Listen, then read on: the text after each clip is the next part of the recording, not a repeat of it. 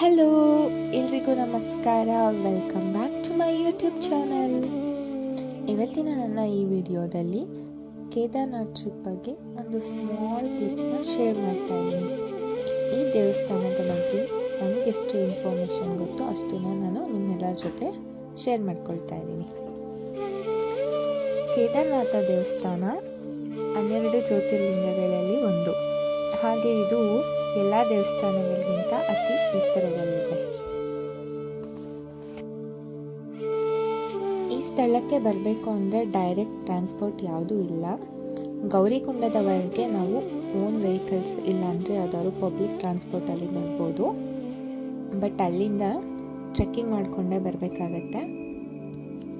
ಗೌರಿಕುಂಡದಿಂದ ಈ ದೇವಸ್ಥಾನಕ್ಕೆ ತಲುಪೋಕ್ಕೆ ನಮಗೆ 16ರಿಂದ 20 ಕಿಲೋಮೀಟರ್ ಅಷ್ಟು ಟ್ರೆಕ್ಕಿಂಗ್ ಮಾಡಬೇಕಾಗತ್ತೆ.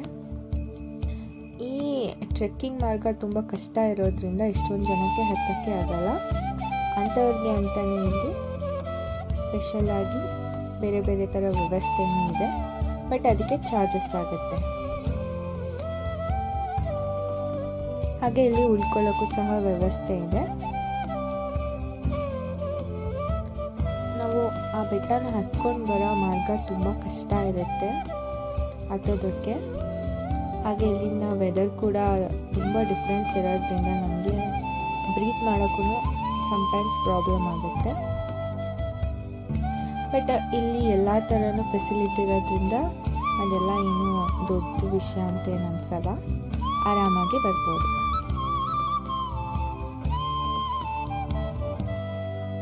ಈ ದೇವಸ್ಥಾನದ ಬಗ್ಗೆ ಪುರಾಣಗಳ ಪ್ರಕಾರ ಈ ದೇವಸ್ಥಾನ ಹೇಗೆ ನಿರ್ಮಾಣ ಆಯಿತು ಅಂತ ಹೇಳಿದ್ರೆ, ಮಹಾಭಾರತ ಯುದ್ಧ ಆದಮೇಲೆ ಪಾಂಡವರು ಅವರ ಸ್ವಂತ ಅಣ್ಣ ತಮ್ಮಂದಿರು ಸಂಬಂಧಿಕರನ್ನೇ ಕೊಂದಿರ್ತಾರೆ.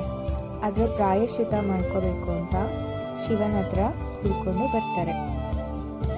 ಆದರೆ ಪಾಂಡವರು ಮಾಡಿರೋ ಈ ಕೃತ್ಯ ಶಿವನಿಗೆ ಇಷ್ಟ ಆಗಿರಲ್ಲ. ಅದರಿಂದ ಅವರಿಂದ ತಪ್ಪಿಸ್ಕೋಬೇಕು ಅಂತ ಗೂಳಿ ಅಥವಾ ನಂದಿಯ ವೇಷನ ಶಿವ ಧರಿಸ್ಕೊಳ್ತಾನೆ. ಪಾಂಡವರು ಶಿವನನ್ನು ಹುಡ್ಕೊಂಡು ಹೋಗ್ಬೇಕಾದ್ರೆ ಅವರಿಗೆ ಗೊತ್ತಾಗುತ್ತೆ ಶಿವನು ಗೂಳಿ ವೇಷನ ಧರಿಸಿರೋದು.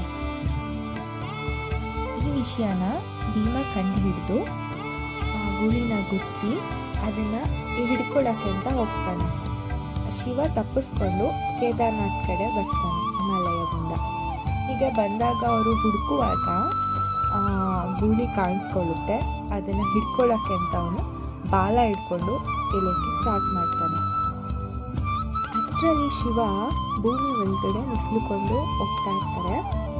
ಆವಾಗ ಅವನು ಅದನ್ನು ಹಿಡ್ಕೊಳ್ಳೋಕ್ಕೆ ಅಂತ ಆ ಬೆನ್ನಿನ ಭಾಗನ ಗಟ್ಟಿಯಾಗಿ ಹಿಡಿದಿಟ್ಕೊಳ್ತಾನೆ.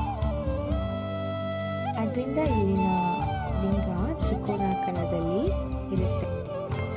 ಹಾಗೆ ಆ ಗುಡಿಯ ಈ ಥರ 4 ಭಾಗಗಳು ವಿಭಿನ್ನ ಸ್ಥಳದಲ್ಲಿ ಉತ್ತರಾಖಂಡದ ಪಂಚ ಕೇದಾರನಾಥ ದೇವಾಲಯ ಅಂತ ಹೆಸರನ್ನು ಪಡ್ಕೊಂಡಿದೆ.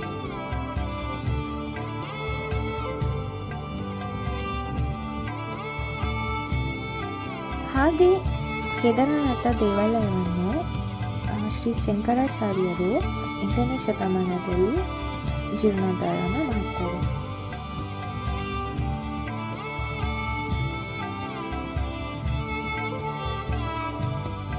ಮತ್ತು ಈ ದೇವಸ್ಥಾನವೂ ಕೂಡ ವರ್ಷದಲ್ಲಿ ಬರೀ 6 ತಿಂಗಳು ಮಾತ್ರ ಓಪನ್ ಆಗಿರುತ್ತೆ, ಏಪ್ರಿಲ್ ಟು ನವೆಂಬರ್.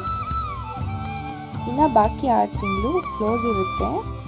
ಯಾಕೆಂದರೆ ಈ ಎಕ್ಸ್ಟ್ರೀಮ್ ವೆದರ್ ಕಂಡೀಷನಿಂದ ತುಂಬ ಸ್ನೋಫಾಲ್ ಆಗ್ತಾ ಇರುತ್ತೆ. ಅದರಿಂದ ಬಾಕಿ 6 ತಿಂಗಳು ಕ್ಲೋಸ್ ಮಾಡಿರ್ತಾರೆ.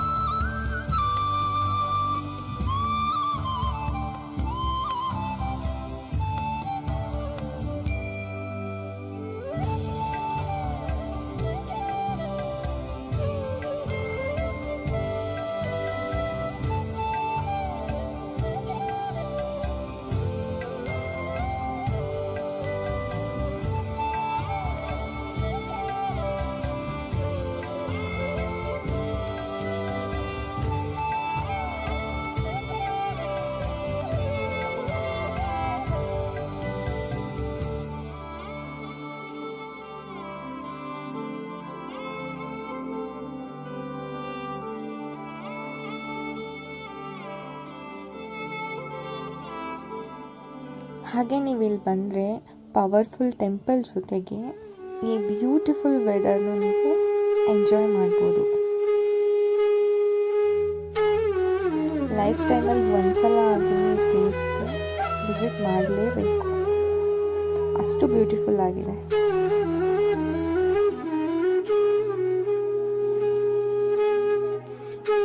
ಹಾಗೆ ಯಾರೆಲ್ಲ ಈ ವಿಡಿಯೋನ ನೋಡ್ತಾ ಇದ್ದೀರಾ, ಇನ್ನು ನನ್ನ ಚಾನಲ್ನ ಸಬ್ಸ್ಕ್ರೈಬ್ ಮಾಡ್ಕೊಂಡಿಲ್ಲ, ಪ್ಲೀಸ್ ಎಲ್ಲರೂ ಸಬ್ಸ್ಕ್ರೈಬ್ ಮಾಡಿಕೊಂಡು ಸಪೋರ್ಟ್ ಮಾಡ್ತಾ ಇರಿ. ಹೀಗೆ ಇದೇ ಥರ ಹೆಚ್ಚಿನ ವೀಡಿಯೋಸ್ಗೆ ನನ್ನ ಚಾನಲ್ನ ವಿಸಿಟ್ ಮಾಡ್ತಾ ಇರಿ.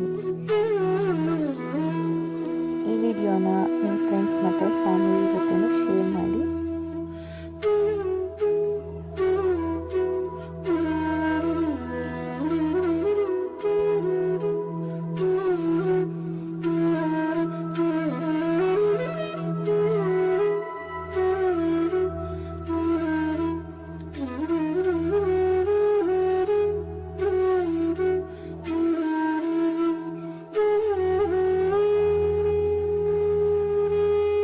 Thank you for watching.